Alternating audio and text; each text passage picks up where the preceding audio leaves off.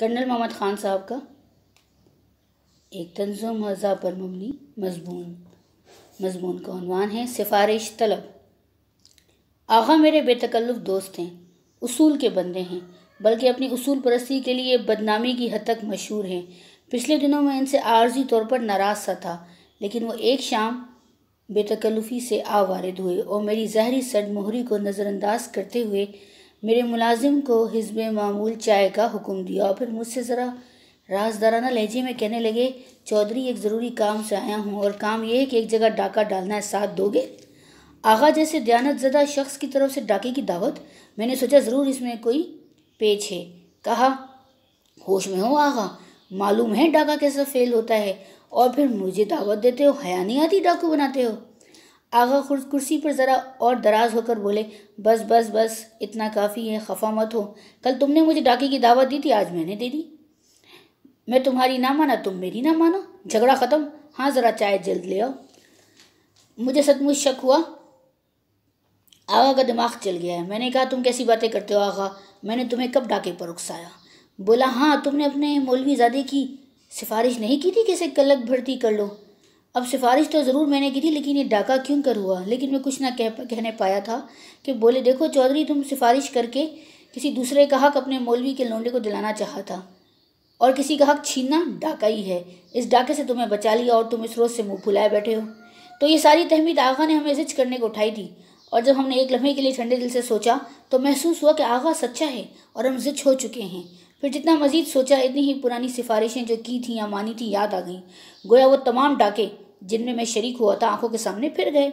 आगा ने हमारे मुंह पर हवाइयाँ उड़ते देखी तो बोले, निदामत महसूस करते हो? वल्ला ज़रूर करो, और आइंदा के लिए तौबा भी।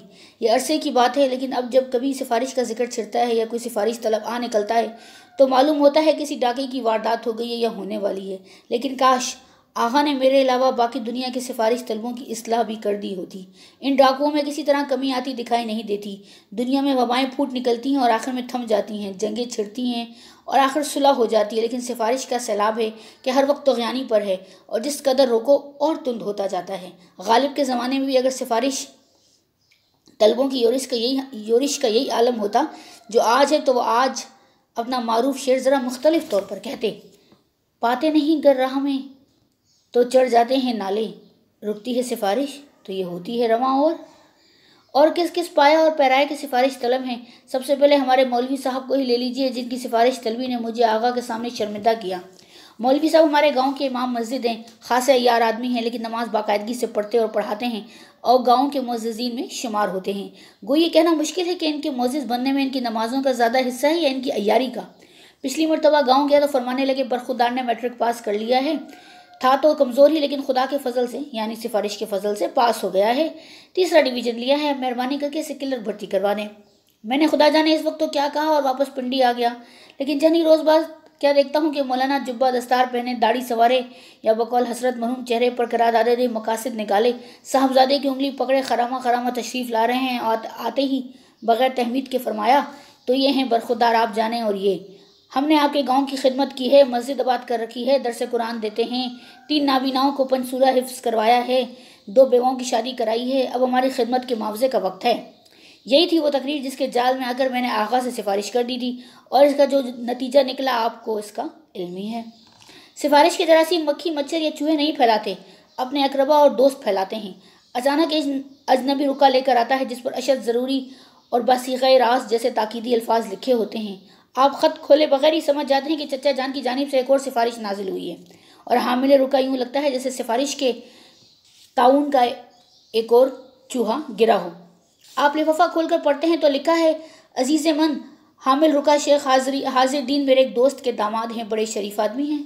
इत्तफाक से इन पर चीनी ब्लैक करने का मुकदमा बन गया है, जिसकी तफ्तीश मिस्टर अंसारी कर रहे हैं, जो बदकिस्मती से दयानतदार किस्म के आदमी हैं और किसी की सुनते नहीं। मगर पता चला है कि तुम्हारे साथ कॉलेज में पढ़ते थे। हम जमातों का एक दूसरे पर बड़ा हक होता है। इसी वक्त अंसारी से मिलो और शेख साहब की गुल्लू खरासी करवा दो, वरना शरीफ आदमी मुफ्त में जेल में सड़ता रहेगा। आखिर कौन है जो आजकल ब्लैक नहीं करता? वस्सलाम। कितने भोले हैं आपके चचा जान। चूंकि हाजिर दीन के दोस्त के दामाद हैं, लाजा चोर होते हुए भी चोर नहीं बल्कि शरीफ आदमी हैं, और इतने शरीफ के जेल में कदम रखा तो गल सड़ जाएंगे। वो सिर्फ चीनी की बोरी में फलते फूलते हैं। और हाँ, कितना पाजी है ये मिस्टर अंसारी, जो दिन दहाड़े दयानतदारी से काम करता है। रहे आप तो अगर आपने शेख हाजिर दीन को इस जालिम अंसारी के पंजे से आज़ाद ना कराया तो आप सा नालायक भतीजा तीसरी दुनिया में कहीं नहीं मिलेगा। दरअसल चचा जान इतने भोले नहीं जितने खतरनाक हैं। ऐसे जरासीम बरदार चचा को अवलीन फुर्सत में DDT से नहलाना चाहिए कि अगर वो खुद इस गुस्ल से बच भी निकले तो इनके जरासीम तो तल्फ हो जाएं। जन सिफारिश तलब ब्लैकमेल की टेक्निक इस्तेमाल करते हैं। आप सुकून से अपने घर में बैठे हैं कि दरवाजे पर सवारी रुकती है, एक हजरत हंसते खेलते कार से उतरते हैं और नायत बेतकल्लुफी से ही आपको दूर से सलाम फेंकते हैं। करीब आकर सिर्फ हाथ ही नहीं मिलाते, मुआनके के लिए बाजू भी कुशादा करते हैं। मुआनके से बचना आपकी किस्मत या हाथ की सफाई पर मुनहसर है। बच्चों को नाम से बुलाकर एक एक को गोद में लेते हैं, अपनी उम्र के मुताबिक भाभी या बिटिया का मिजाज दरियाफ्त करते हैं, और अगर वो बाहर नहीं आती तो हैरत से कहते हैं, अरे मुझसे पर्दा चचा से। अंदर जाने की कोशिश करते हैं। अगर आपके हवास अभी बजा है तो कोई बहाना कर देते हैं कि इस वक्त घर में नहीं, हमसाई से मिलने गई हैं। लेकिन ये सब कुछ हो रहा है और आपको ये मालूम नहीं कि ये ज़ात शरीफ हैं कौन। और इस बेतहाशा बेतकल्लुफ़ी के बाद आप इनसे पूछना भी मुनासिब नहीं समझते। आपकी ज़बान से सिर्फ इतना निकलता है, मिजाज अच्छे हैं। आपके जवाब में वो न सिर्फ अपने मिजाज की दास्तान सुनाते हैं बल्कि अपने रियाज, नवाज, जमीला और मोती कुत्ते तक की कैफियत मिजाज बयान कर देते हैं और आपके तमाम रिश्तेदारों के ताज़ा कार्रवाई भी पेश कर देते हैं। आप हैरत से इनका मुंह तकते हैं और अभी समझने भी नहीं पाते कि सिफारिश पेश हो जाती है। हाँ भाई, तो तुमने अभी तक पूछा ही नहीं कि हम कैसे आए हैं। वो जानते हो ना अपने मिर्ज़ा साहब, अरे जिनके यहाँ आपने हमीद की मंगनी हुई है, उन्होंने ठेके के लिए टेंडर दे रखा है और सुना है तुम कल सुबह ही ये टेंडर खोल रहे हो। बस यूँ समझे कि खुद मैंने ही टेंडर दिया है। आप हैरान होते हैं कि जान ना पहचान, इतना बड़ा जुर्म और इस सफाई और बेतकल्लुफ़ी से इर्तकाब। लेकिन आप अभी कुछ सोच ही रहे होते हैं कि इरशाद होता है, भाई कहीं बहुत ज़्यादा कायदे कानून के चक्कर में ना पड़ जाना। आजकल ये आर्जा आम होने लगा है, कोई बात कहो मानते ही नहीं। मुल्क कौम पाकिस्तान का रोना शुरू कर देते हैं। लेकिन मुझे यकीन है तुम्हारा दिमाग अभी सलामत है। अख अख अख और ज़ोर से आपका कंधा थपकाते हैं। गोया पेशगी आपको बताया जा रहा है कि आपका इनकार दीवानगी की अलामत होगी और इसके बाद अगर वाकई उज़्र करते हैं तो हज़रत एक और कहा लगाते हैं, फरमाते हैं, मैं ना कहता था ये बीमारी आजकल आम है, हर बात में पाकिस्तान। अरे मियाँ, पाकिस्तान का अल्लाह मालिक है, इस तरह दुनिया के काम नहीं चलते। हम तुम दुनियादार आदमी हैं, हम कायदे आज़म थोड़े ही हैं। लो, हाँ कर लो। सादा लफ्ज़ों में इस फ़लसफ़े के माने ये है कि पाकिस्तान चलाने की तमाम तर जिम्मेदारी अल्लाह पर है। दयानतदारी फ़कत कायदे आज़म के लिए है और हमारा काम सिर्फ दुनियादारी है। लफ्ज़ दुनियादारी 3 अज्जा का मरकब है, चोरी, रिश्वत और ख़वेश परवरी का। ऐसे सिफारिश तलबों से गुलो खासी का मौसर तरीका एक ही है कि आप मुस्कुरा कर इनका बाजू थामें, उन्हें घर के दरवाजे तक ले जाएं और ऐसा करते हुए उन्हें खींचने या घसीटने की ज़रूरत पड़े तो ये ज़रूरत भी पूरी करें और आखिर फाटक पर पहुँच कर पखंदा पेशानी से खुदाफिज कहें और फाटक के बाहर कर दें। और लाजिम नहीं कि इस अमल में सिर्फ हाथों से काम लें। कलाम इकबाल हर जगह अमृत धारा के तौर पर इस्तेमाल होता है, चुनासे सिफारिश तलबों के हल्के का इन्हिसार भी इकबाल के इस्तेमाल पर है। एक दिन छुट्टी के रोज़ चमन में बैठे धूप में सस्ता रहे थे कि हजरत जो दूरी से बड़े नस्ताली से आलम नजर आते थे, आ वारिद हुए नजर चार होती, फरमाया, मुसलमान के लहू में है सलीका दिल नमाजी का, मोहब्बत हुस्न आलमगीर है मर्दान गाजी का। अंदाज से पता तो चल गया कि हजरत सिफारिश तलब में, लेकिन घर आए थे, कुर्सी पेश की और शान नज़ूल दरियाफ्त की। मालूम हुआ कि जनाब ने ऐसा करे पाकिस्तान के लिए बड़े बेनज़ीर किताब लिखी है, मर्द मुजाहिद, और खाकसार से सिर्फ ये चाहते हैं कि फ़ौजी फ़ंड से सिर्फ 10,000 नुस्खे ख़रीदे और फ़ौज में तकसीम करके सवाबेदारी हासिल करें। किताब का हदिया फ़कत 15 रुपये फ़ी जिल्द है। गोया 1.5 लाख की मामूली रकम में सारी फ़ौज की माँ कमांडर इन चीफ की आकिबत संवर जाएगी। यह कहकर मौलाना ने अपने थैले से किस्सा ससी पुनी के हुलिये की एक बेदिल किताब मेरे सामने रख दी। किताब देखने पर मेरा सदमा इस कदर वाज़ेह था कि मौलाना ने झट कलाम इकबाल की एक और खुराक पेश की, निगाह कम से न दे किस कच कलाही को, ये बेकला है सरमाया किलादारी। मैंने कहा, किबला, किताब में तो कोई ख़राबी नहीं, छपाई दिन की रोशनी में बखूबी पढ़ी जा सकती है। एहतियात से वर्क उल्टे जाएं तो कागज़ भी नहीं फटेगा और सिर्फ एक किताब खरीदी जाए तो शायद कीमत भी बर्दाश्त की जा सकती है। ख़राबी सिर्फ ये है कि इस खाकसार को 10,000 नुस्खे ख़रीदने का इख्तियार नहीं। फरमाने लगे, लेकिन जिनको इख्तियार है वो तो आपके दोस्त और रफ़ीक कार हैं, आपकी सिफारिश कभी रद्द ना करेंगे। अर्ज़ किया, लेकिन जनाब सिफारिश करना ऐसा भी मुस्तहसन फ़ेल नहीं है और ताजुब है कि आप पैरो इकबाल होकर सिफारिश के मोहताज हैं। बोले, सिफारिश तो इकबाल भी करते थे, उन्होंने अपने मुतालिक फरमाया है, वो एक मर्द तन आसान था, तन आसानों के काम आया। अर्ज़ किया, किबला, उन्होंने तो एक चूटी को मशवरा दिया था क्या कि सुलेमान के पास भी हाजत लेकर ना जाए, शायद वो शेर भी आपको याद हो। बोले, याद है, मगर इसीलिए सुलेमान के पास नहीं गया, आपके पास आया हूँ। आप इसे तो न्याज़मंद की उम्मीदें वाबस्ता हैं। साथ ही आंखों में नमी लाकर ज़रा नोंधी हुई आवाज़ में कहने लगे, बता तू क्या मेरा साकी नहीं है। मैं इस गहरी जज्बाती अपील के लिए तैयार ना था। मुझे कुछ और ना सूझा तो इस्तरारन मेरे मुंह से निकल गया, मेरे शीशे में मैं बाकी नहीं।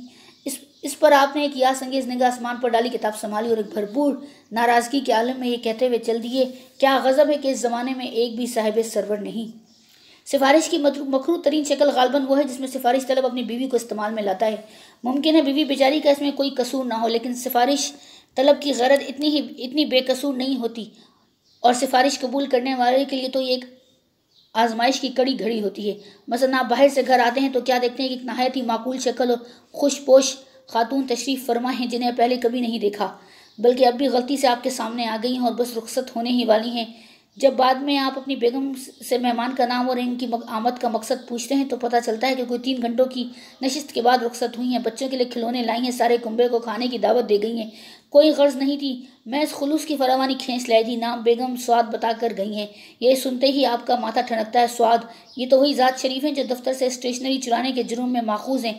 तफ्तीश हो रही है, बर्खास्तगी या तनज़ुली का इम्कान है। इस इबरतनाक अंजाम को टालने के लिए से स्वाद साहब खुद तो खुदा से लेकर खाकसार तक का खुशामद से घेराव कर ही रहे हैं। अब बेगम स्वाद को भी इस कार्य सवाब में शामिल कर लिया है, और बेगम स्वाद जैसी खामोश तबा खवातीन तो फिर काबिल बर्दाश्त होती हैं। मामला नाजुक उस वक्त हो जाता है जब मोहतरमा ज़रा तेज़ मिजाज तख्त नवा हों और आंखों में आंखें डाले बगैर बात ना कर सकें।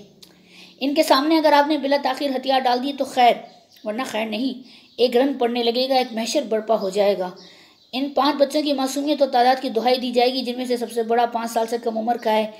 मुजरिम खावन के जुर्मों का एतराफ़ भी कर लिया जाएगा, लेकिन इन मासूमों की खातिर इस कार के गुनाहों को नज़रअंदाज करने की सिफारिश की जाएगी।